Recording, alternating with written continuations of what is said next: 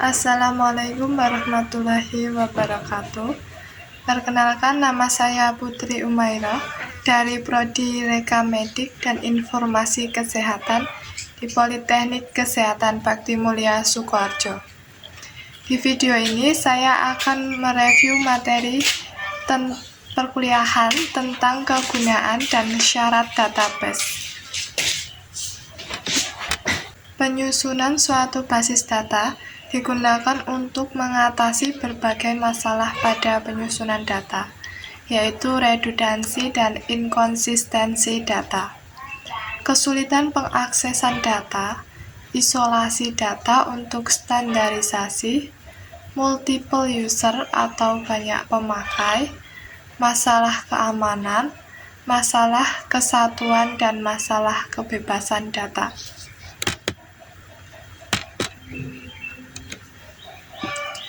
1. Redundansi dan inkonsistensi data. Jika berkas-berkas dan program aplikasi diciptakan oleh seorang programmer yang berbeda pada waktu yang berselang cukup panjang, maka ada beberapa bagian data akan mengalami penggandaan pada berkas-berkas yang berbeda pula. Sebagai contoh adalah alamat dan nomor telepon pelanggan kita tercatat pada berkas deposito, juga pada berkas rekening koran, dan juga berkas nasabah. Penyimpanan di beberapa lokasi untuk data yang sama ini disebut sebagai redundansi dan mengakibatkan pemborosan ruang penyimpanan dan juga biaya untuk mengakses menjadi lebih tinggi. Penyimpanan data yang sama berulang-ulang di beberapa berkas dapat mengakibatkan juga inkonsistensi atau tidak konsisten. Hal ini terjadi jika suatu ketika seorang pelanggan pindah alamat atau nomor telepon. Maka seharusnya ketiga berkas yang memuat data tersebut harus diubah juga. Jika salah satu saja dari berkas yang mengandung data tersebut terlewat diupdate, maka terjadilah tidak konsisten lagi. 2.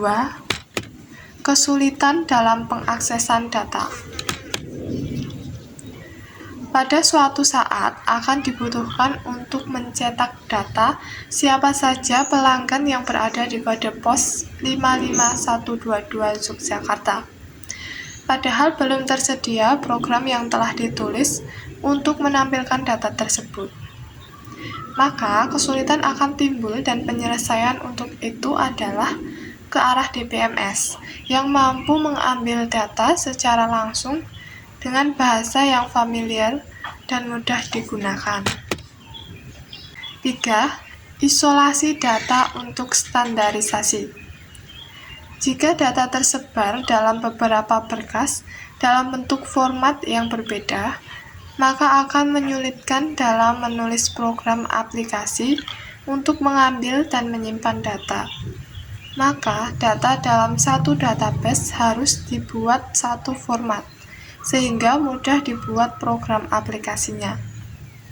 Dapat dibayangkan betapa sulitnya membuat program aplikasi jika data dibuat dari format teks berkas Pascal, Basic, C++, dan juga format dari versi Lotus 123. Berarti dari sini semua akses data dilakukan dengan cara yang sama.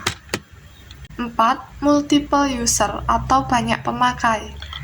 Dalam rangka mempercepat semua daya guna sistem dan mendapat responsi waktu yang cepat, beberapa sistem mengizinkan banyak pemakai untuk mengupdate data secara simultan.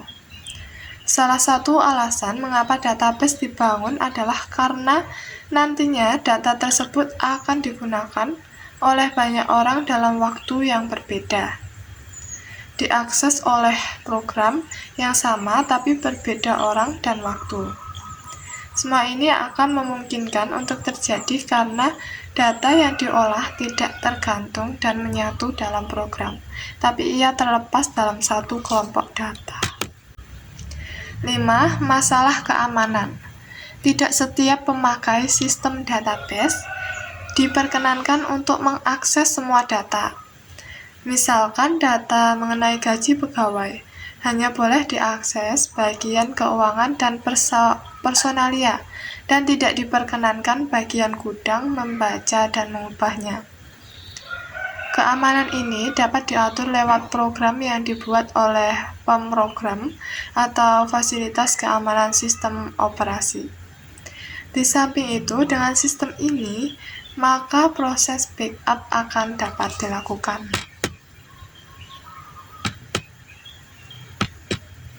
6. Masalah integritas atau kesatuan. Database berisi berkas yang saling berkaitan. Masalah utamanya adalah bagaimana kaitan antar berkas yang ada, meskipun diketahui bahwa berkas A berkaitan dengan berkas B. Tetapi secara teknis maka ada medan kunci yang akan mengaitkan kedua berkas tersebut.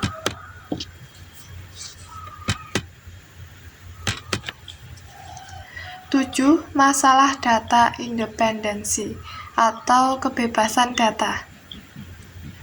Pada suatu aplikasi yang dibuat dengan bahasa pemrograman basic misalnya, jika program telah dibuat untuk menyelesaikan masalah pembacaan data untuk berkas pelanggan dengan berkas nomor, nama, alamat, maka setelah program jadi dan terdapat perubahan struktur berkas pelanggan, maka program tersebut harus diubah. Hal ini disebut bahwa program yang telah dibuat tidak bebas terhadap database.